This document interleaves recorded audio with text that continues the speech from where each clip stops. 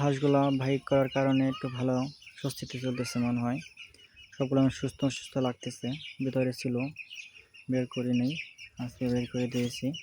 আমার এখানে আপনার ওই দুইটা হাঁস আপনাকে দেখায়নি কখনো। ওই যে দুইটা চীন হাঁস আছে, ওটা বড় হয়ে গেছে, সমানিয়ে নিচ্ছিলাম।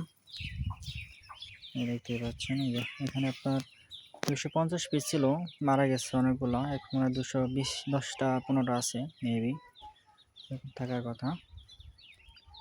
দেখতে পাচ্ছেন রিল্যাক্সে থাকছে, তারা ঘুরছে।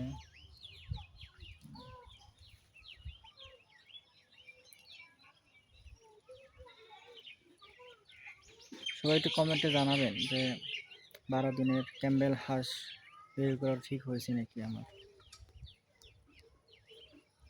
ঠিক আছে, আবার দেখা হবে নতুন একটি ভিডিওতে আপনাদের মাঝে। সবাইকে ধন্যবাদ।